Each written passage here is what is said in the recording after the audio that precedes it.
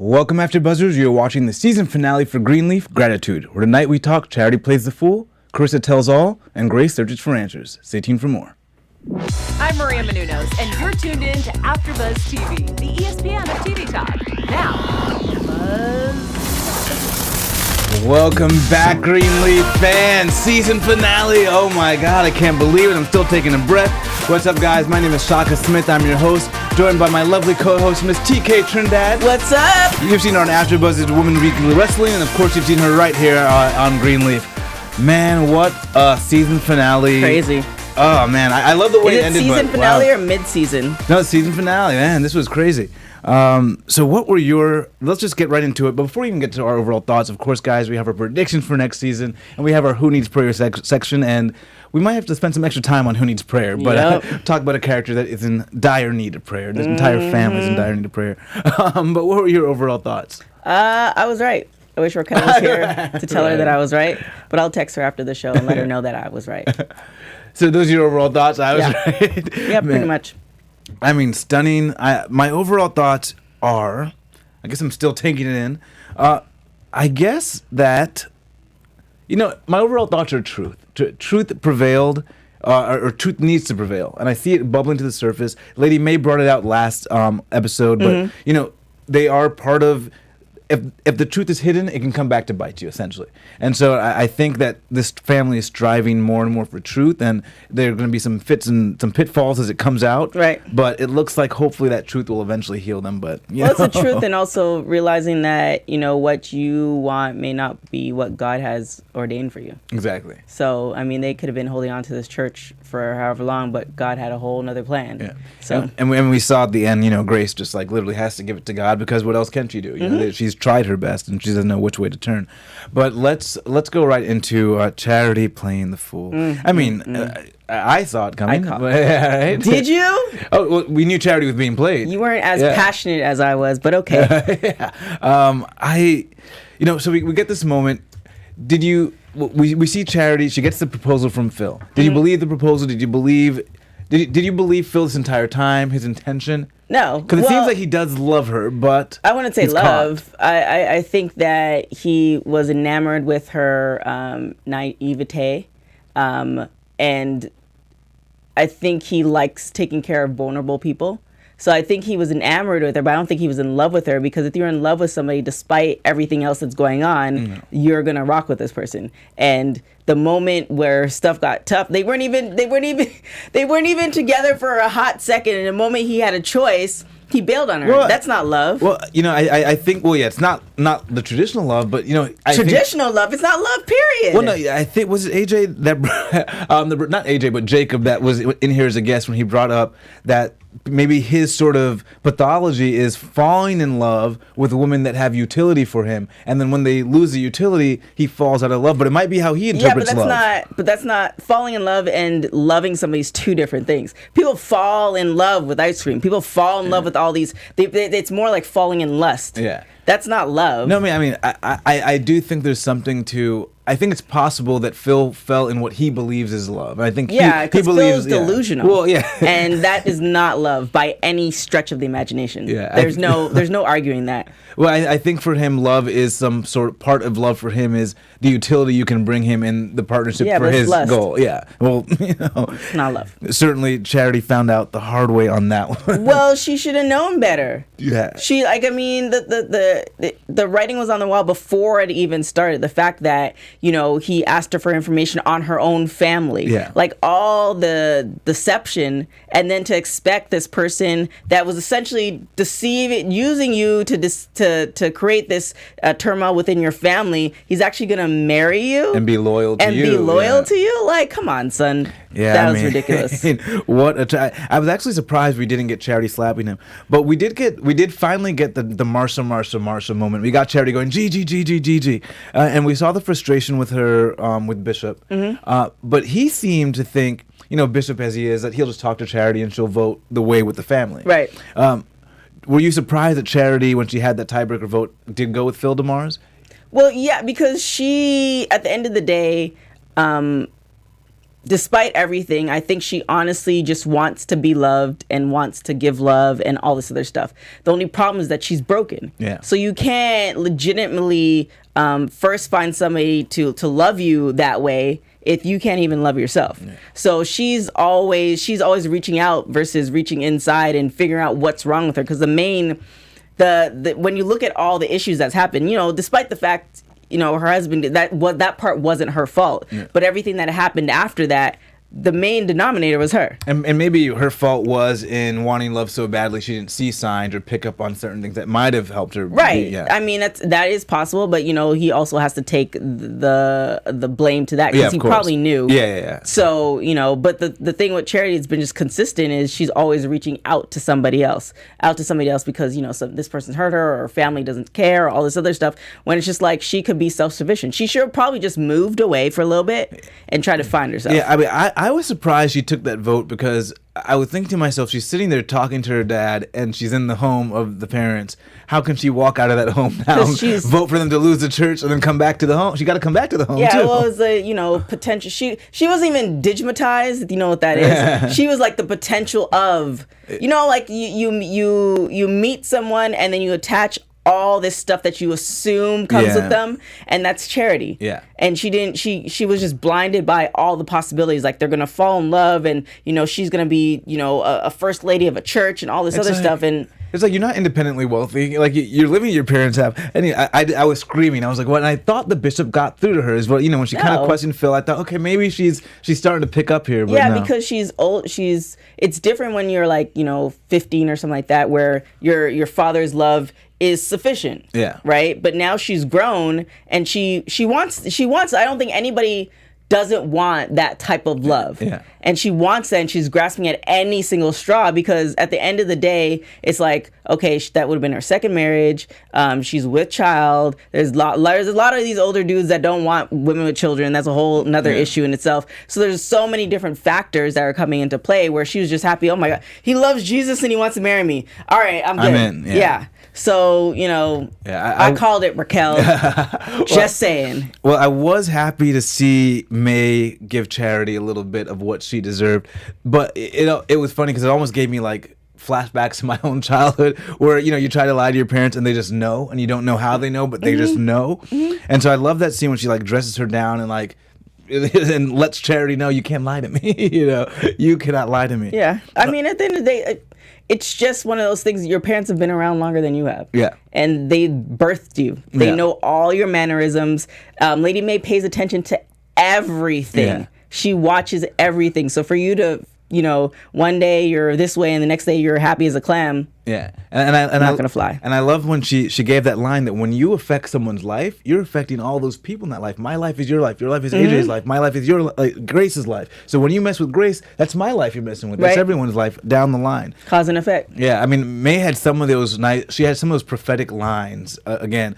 But I did think that she was maybe a little taken in again by the possibility of being on the pulpit and this deal with Bob Whitmore. Mm-hmm. Do you think Lady May, she's been so good the last episode and maybe a half where she's been so it seems really living in God's faith. Right. Did she fall prey a little bit to the hubris or the ego of wanting to be at the front? I mean, we all have weaknesses and we all have vices. And I think Lady May, with her newfound discovery of herself, she figured that this would have been a perfect opportunity to redeem herself to God and the church. Yeah, true. So I don't think it was an ego thing per se. She just wanted to essentially show the world and everybody that she's grown. But I did see, like, when Bob tells her, I want you to lead the church, she had that little flit, that little glint in her eye. But the way she looked at him with that sort of like, oh, me again. Mm-hmm.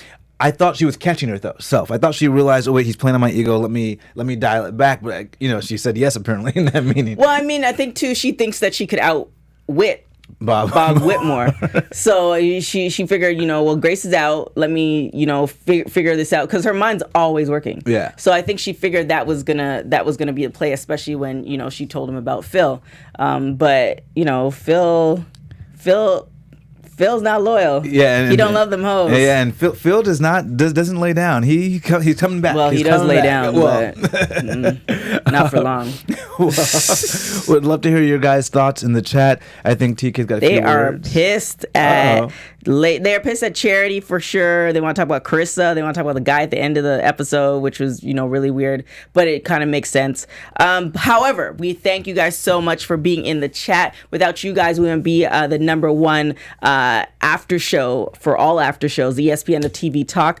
Make sure that if you are watching us, hit that subscribe button on YouTube, on iTunes, Spotify, all that good stuff. Leave your comments. iTunes in particular, if you 5 stars, that's the only thing we accept. Yes. We really appreciate you guys rocking with us every single season. We're definitely gonna come back with Big Bang. We have a lot more guests lined up. Yeah, that's about it. Yes, we appreciate you guys. But we got to talk about Kerissa. Kerissa. Forget about Grace. Forget about Charity. Kerissa had some explosive news, some fiery news. Man, I thought she was pregnant. I thought, she doesn't want the test to come back positive. She's rushing out. But chlamydia. One, if you're going to cheat on somebody, why are you not using protection? Oh, man. I mean... We have many questions. We need Kerissa. We might need to bring her in. I'm just so just a thought. What were your thoughts like on the revelation, and then of course when she finally decides to tell Jacob? Like, well, it's funny because how Jacob felt about it, given the fact that he's done it. So it's roles are reversed, but dudes are kind of like that anyway. But like Jacob said though, I never gave you an STD. That was a pretty for allegedly. Me, I was like, yeah. Well, no, but he never. We know that he never gave her in this Greenleaf world that she knows of. Right. Yeah. That she knows of. Yeah, as of now. Yeah. Yeah, but I mean, I'm sure he could have. Like, we don't. It's a difference between could have and you gave me. Right, but but this is what I'm saying. It's still at the end of the day, it's still the potential of. We don't know how many women Jacob slept with. Yeah. We don't know if he didn't use condoms or if he did use condoms. Yeah. He might not have used condoms and he's just lucky. Yeah. That doesn't take away from the fact that he cheated on his wife. Yeah, but I mean, yes, the STD is bad, but you can't compare cheating. Cheating is cheating, period. True. So for you to have the audacity to be upset, like if you take away the cheating and everything else, the conniving and, going all this, I would be way more upset at that stuff because he cheated on her as well. Yeah. 2 wrongs don't make a right, but for you to have the audacity to, cheat on your wife this amount of times and then she cheats on you once and she messes up. But now you're supposed to be it's not just, it's not like they were cheating around the same time period, This is supposed to be, we've healed, we've gone beyond this, both of us are in a different space. Yeah, but and this is what I said before, the problem with Kerissa is that she wanted a certain type of husband, and Jacob is not that certain type of husband. So she's always, she's waiting around for him to become this magnificent husband. Yeah. So she's searching for something that's not gonna happen. So then, in her frustration, she ended up in some other man's lap, which is like, at the end of the day, if you're not happy, then leave. Yeah. Well, what I do like about Kerissa is a fighter. We see, she's sad, she's obviously repentant, but the minute Jacob tells her to go, she kind of says, wait a minute, I'm going nowhere. Right. And she digs in. As she shouldn't. Yeah, and she's got this bit of proof. I mean, I guess we'll have to talk about it in predictions, but are you floored by this? The house may not be the Greenleafs? They may have killed to get the home? What? Well, I mean, it's almost on... I feel like it's almost on the same level as when they the fire that killed the what's pastor, his name, the other pastor, what's his name, Smitty, whatever his name was. I feel like I totally doubt it. Maybe the brother McCready. Well, that's what they're saying. They're saying it looks like maybe Rob set this fire and killed Miss Davis. And right. That's possible, but at the end of the day, it's not their fault that they didn't know. But if they find that will, I mean, it would stand. Well, yeah, I guess they wouldn't know. But if they find the other will, who the house is really supposed to go to, that'll be an interesting development. I'm sure that's planned for next season. Probably Grace. Well, yeah, we'll see how that works out. But yeah, Kerissa. Oh, somebody in the chat says, "What do I mean? Kerissa shouldn't leave." What I mean is Jacob cheated on her. Yeah, she didn't kick him out. She forgave him, and she forgave him again, and she forgave him again, and she forgave him again. Or did she kick him out for a little bit? I mean, she but like she never, as far as I can remember, and correct me in the chat, she didn't ask for a divorce. It was just like, you broke my heart, you cheated on me, and then on top, I think I remember in season 1, like he was blatant with it. You know, he did all of that, and yes, she faltered, but like, I mean, but she's faltered at a point where they're supposed to be, at least with the keeping the marriage together, on the same page with not cheating. And so I think she faltered at a time where, and the families, is there a right time to cheat? It was an issue they felt like they'd worked through, and the family's also going through turmoil. There's an issue that she had to work through. Jacob was fine with it because he relieved it off his conscience. I'm not cheating anymore. I'm good. She has to deal with she's still dealing with that because she brought it up time and time again throughout the last couple seasons. Well, I mean, yeah, I think she's still hurt from that. Of not course, she's healed still from that. hurting from that. And then the fact that he's not, necessarily paying attention to her, and he's not doing the things that she wants him to do, which is never going to happen. I mean, that all coincides with that. The reason I don't think Kerissa should leave is because he's done all this stuff too. He's not, not to blame in any of this. So Kerissa wants what's hers. She does deserve to get things that Jacob. She does deserve to get her own stuff. Yeah. She doesn't deserve to get Jacob's stuff. No, I'm saying like that house at the end of the rainbow. Does she deserve this Greenleaf Manor? I don't think so, because the thing is, it seemed like she married for the wrong reasons. She married for the potential of what Jacob was going to be. She married for, okay, well, he's a Greenleaf. She married for all these reasons, except for actually sitting down and analyze. Like, did they really go to marriage counseling? Like, I'm all the way confused because what she wants is totally not what Jacob is. Yeah. Like, she wants this, not a machismo man, but she wants somebody to take charge and, be a head pastor. She wants a Fernando. She wants, well, Fernando's kind of sleazy, but she wants almost like a holier version of Phil DeMoss. Yeah. Right? But that's not Jacob. Yeah. Jacob is not destined to be a head pastor. His personality is more of an assistant pastor, or he's, something else in the church, but he's not.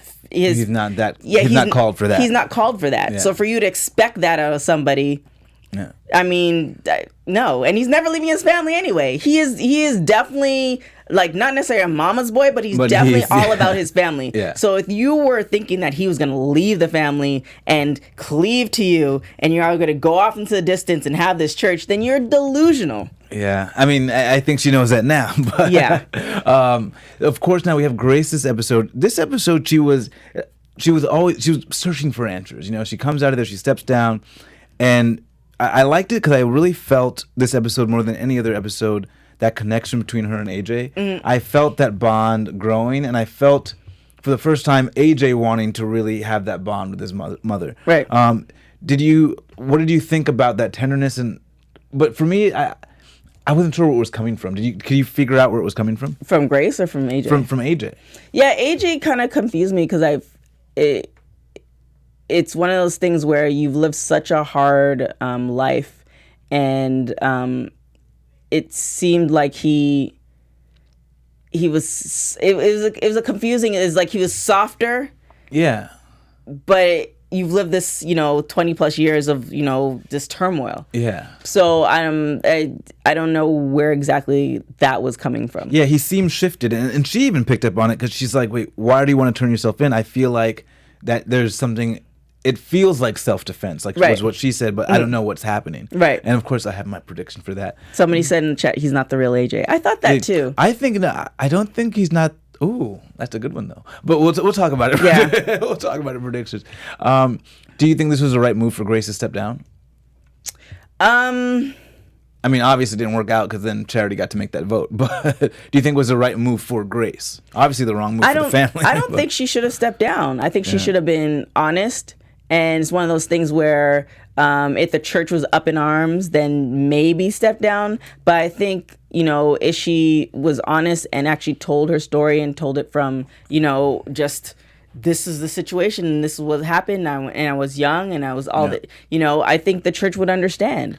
So, I think she should have given the church the opportunity to know what's going on. I agree from the logistical standpoint, like logically, but I think she wanted to show AJ in that moment that there was nothing she was going to ever put above him again. Yeah, but if you tell the church about him, then you're letting them know that you have a son without having to step down. But I think it was important that she lose something for him, if that makes sense. Yeah, at least for him to understand that she, because it's one thing to know someone's willing to do that, right? But if you know that about the person that's really been like crapping on you your entire life, then you're like, don't really believe it. Yeah, but it's like if you're in, it's one of those things where like if you're in a supposed relationship, or you know the person claims you on social media, that means a lot. It's like, oh, this is my girlfriend. You're posting all these pictures and stuff like that. That's like, okay, you're letting everybody know what the deal is. Yeah. So I think it either way would have been fine. But if you're like, I'm deleting my profile for this person, and this was, then people are like, how are you oh, supposed to see what the Kardashians do? But then the person.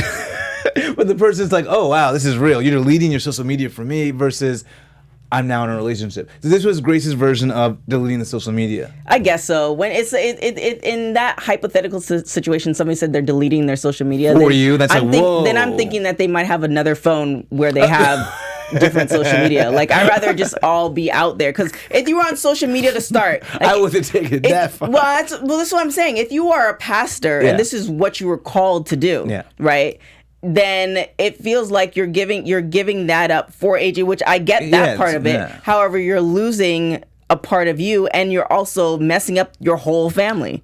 But for AJ to know that he actually matters, I think that's what was necessary for her to do in that moment. For him to feel. Then he said he's going back to jail, so it wasn't really worth it. So for me, and this will come with predictions, but whatever has shifted AJ has got to be so big because he's willing to go back to jail for 10 years when it seems like everyone's willing to fight in his corner to keep him from that eventuality. I think it's definitely, we're going to find out in the next season as far as what's going on with him. Yeah. But there's definitely a shift. Maybe he got some news that he didn't expect. Yeah. He was in jail for 5 years or something like that? Yeah. So, so much can happen in that time.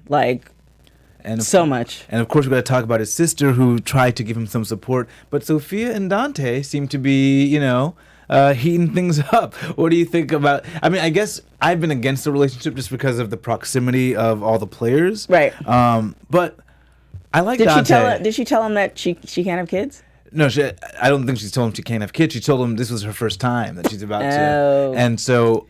I like the way Dante handled it. Dante seems to be a gentleman. I noticed he opened her door for her. That's the key word. Well, genuinely, he opened the door for her. He told her, this is about you. He really put the pressure off her about her first time. Right. And they seem to have a genuine chemistry and connection. Dante's shifted me. I've turned the tide. I'm kind of for this relationship right now. Well, the question is, would the relationship really exist if her cousin wasn't paying attention to her? Because that was like her best friend. Yeah. See what I'm saying? Like, if they were hanging out, then Dante wouldn't be a thing. Agreed. But I don't think that makes it any less of a thing because of that. Disciple says Dante ain't trying to have any kids. Well, not now, but he might want kids later. It's one of those things where... But he looks like, he seems like the guy that would be understanding and say, we'll figure this out another way, Maybe. But it's early, of course. Yeah, some guys just want their own kids. Yeah, but I did say, I did think to myself, you know what, I've changed, I've turned the page on these two. I don't know. Well, it's kudos to him for, saying we could do it on our own time, but that's still, psychologically, that's a smoother move than saying, let's do this. Well, now you're putting... So you're just skeptical all the way around. I'm not skeptical, but I'm just saying on a site, then you make the woman feel comfortable, because at the end of the day, he wants to do it. Yeah. Because he's like, let's take it to the bedroom. So that's what he wants to do. But on a psychological, you're putting it in the woman's, especially in the Me Too movement, you're putting it in her court for her to make this decision, which makes sense. So you're just like...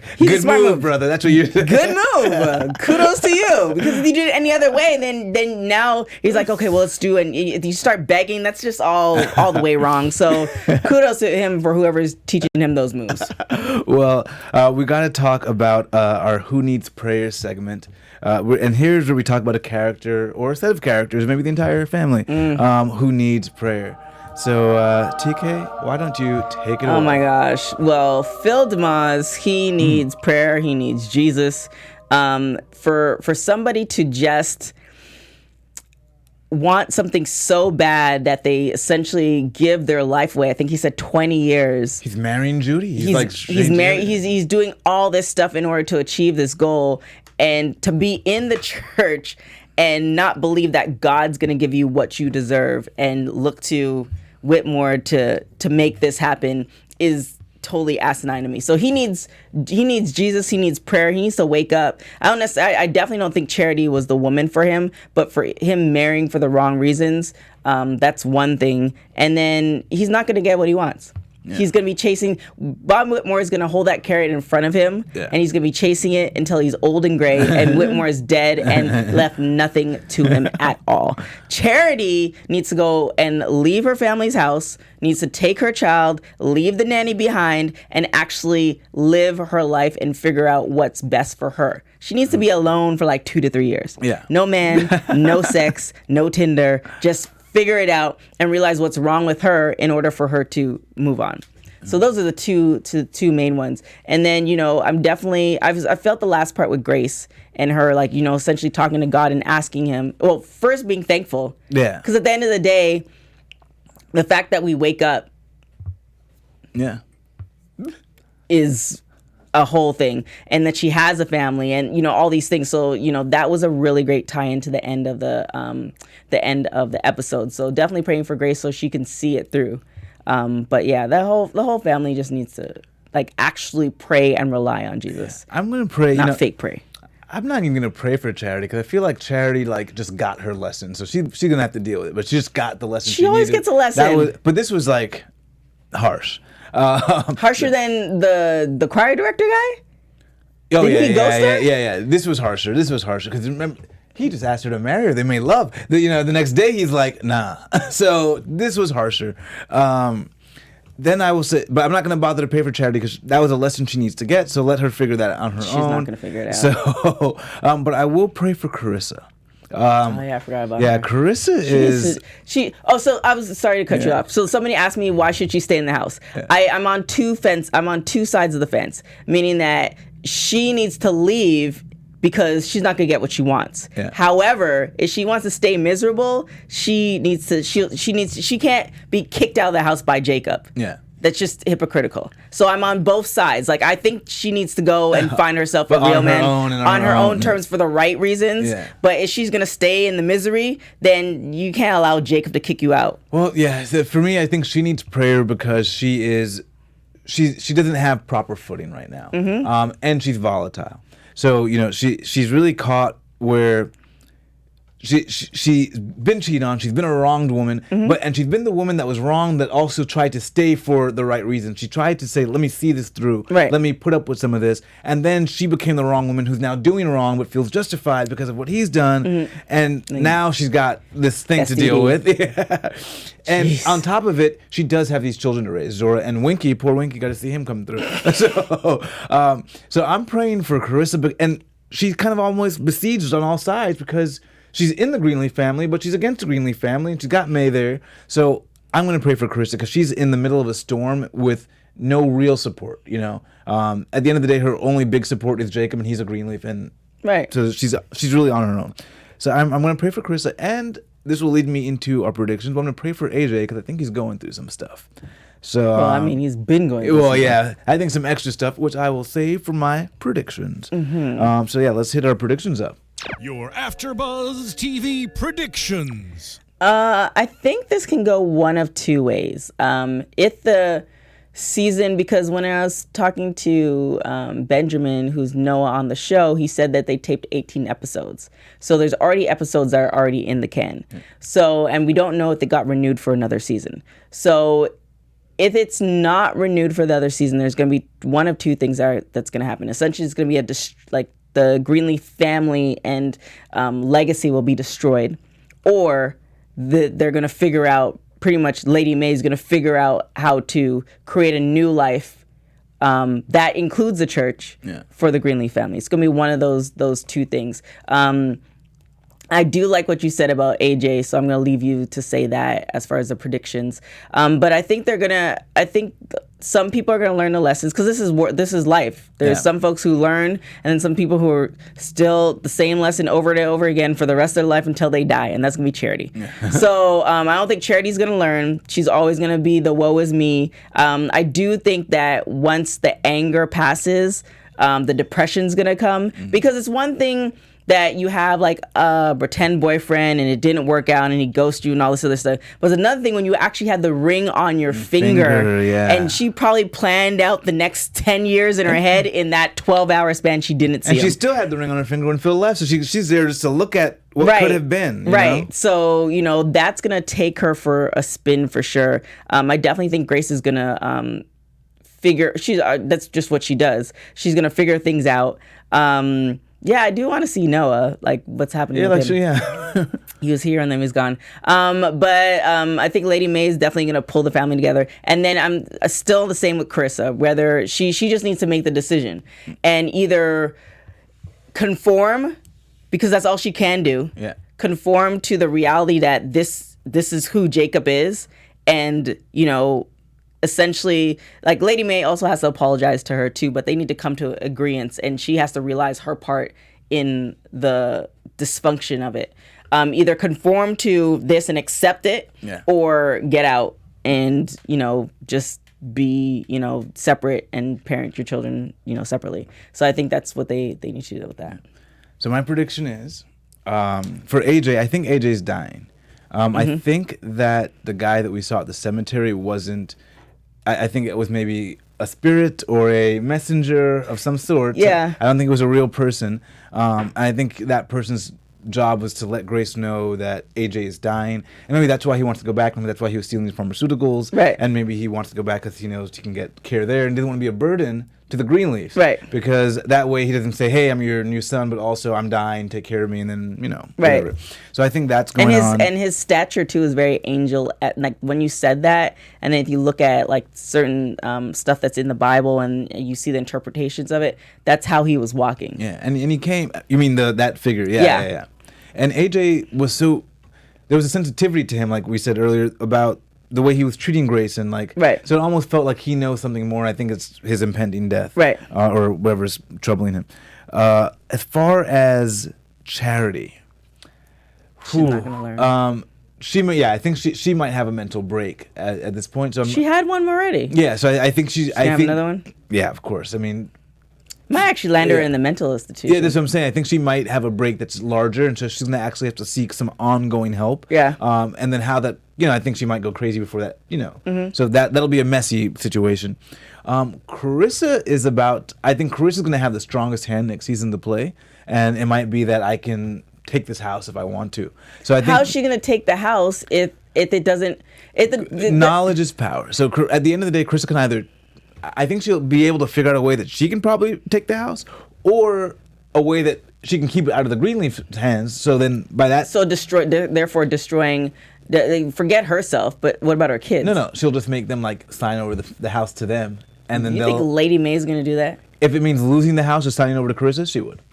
I think that house means too much for Lady Mae to live in. They might not have killed that first lady, but Chris is definitely gonna fall down some stairs for sure. Lady Mae would never do that. That's another outcome. But I that's where I kind of see things Ebony, going. in the chat says Chris has got to go. I agree.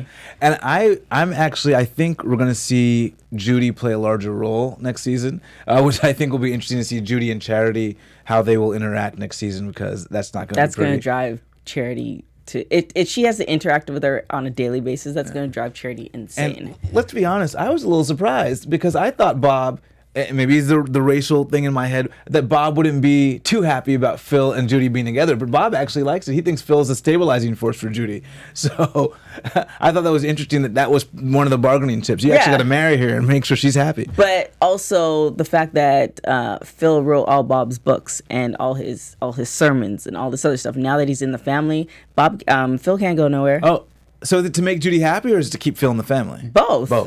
Like if this man, if somebody's been writing your books, Yeah. and somebody's been writing your sermons, and you've made a ridiculous amount of money, you've got all these churches and all this other stuff, and now this person's coming to you on hand and knees and saying, "I'll do whatever you want." What kind of mindset, Phil DeMars, do you have? Exactly. You have the upper hand, Phil. But Exactly. I'll do whatever you want. And he's like, okay, marry my daughter. So now you're in the family. You can't go anywhere. Yeah. You can, and then you have kids. Oh, it's a wrap. So it'll be interesting to see what happens there. And then Bob Whitmore is an interesting character for me. So I'm interested in just watching his growth as a character, because he seems like this guy that values like good people and good Christians, yet he's got his own motivations that he's willing to kind of maneuver towards. Yeah, it's mega churches in America in particular. It gets kind of dicey, especially when you add Starbucks in the mega churches, and it becomes part business and part church. And because you get a sense that you see good people fighting their own instincts to do wrong, but they're still doing the wrong. Yeah, it's well, I mean, how could you not?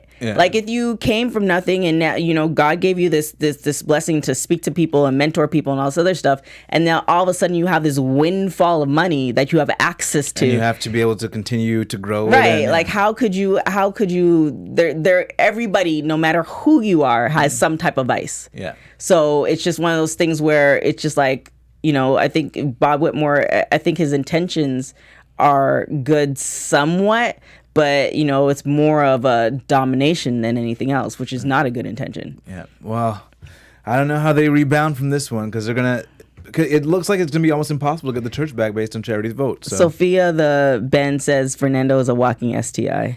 Oh, my God. Yeah. Dude, well, we appreciate you guys rocking with us in the chat all season long. It's been a fun one.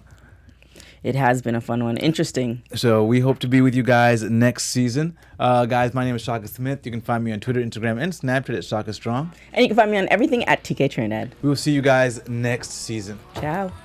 Our founder, Keven Undergaro, and me, Maria Menounos, would like to thank you for tuning in to AfterBuzz TV. Remember, we're not just the first, we're the biggest in the world, and we're the only destination for all your favorite TV shows. Whatever you crave, we've got it. So go to AfterBuzzTV.com and check out our lineup. Buzz you later. The views expressed herein are those of the hosts only and do not necessarily reflect the views of AfterBuzz TV or its owners or principal.